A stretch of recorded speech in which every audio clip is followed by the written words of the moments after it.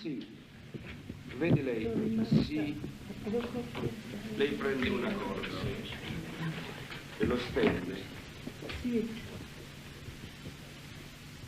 poi lo pizzica, quello comincia a vibrare. Se lei lo stende di più,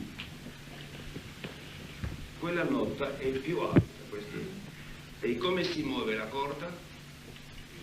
Più velocemente. Quindi fra altezza e velocità, altezza del suono e velocità c'è una relazione interpretabile o è obiettiva. Qualsiasi intervallo che scende ha una tendenza di risolvere verso il basso. Se non ci fosse la disuguaglianza dei intervalli, che conoscono ordine di priorità secondo gli armonici da quali vengono.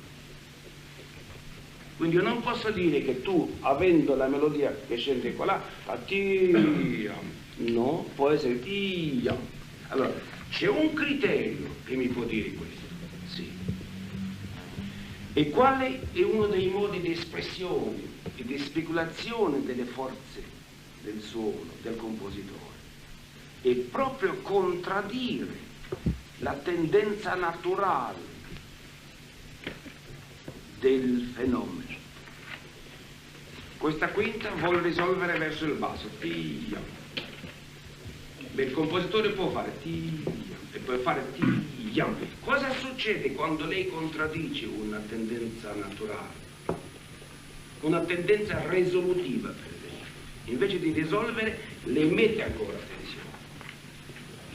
Cosa succede? La forza, la tensione interiore cresce. Nella corda che io avevo prima, dove si trovava la forza? Era il fatto che io pizzicavo con molta forza o pizzicavo con poca forza la nota che mi risultava. Non.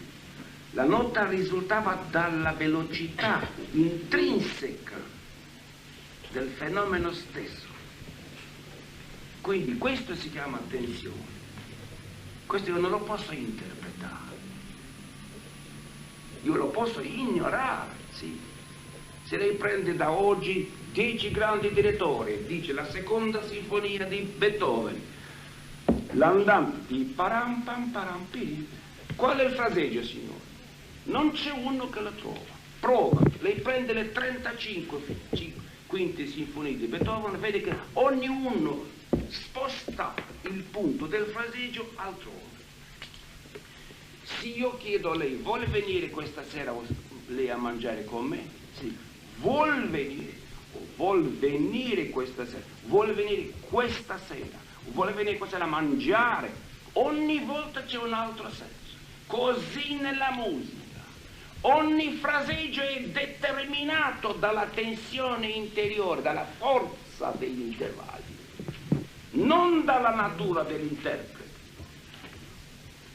Lei deve conoscere prima di attaccare un pezzo la topografia perfetta, non morfologica dell'armonia e del contrappunto.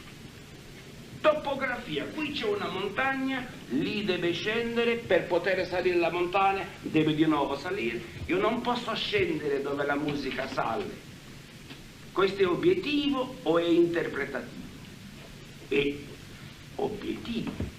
Adesso, che lui conoscendo la montagna come me e le valli, le onde come me, che lui sale a suo modo e io ho il mio modo, questo è inevitabile. Questo è interpretabile. Ma lui non può scendere dove c'è una montagna davanti.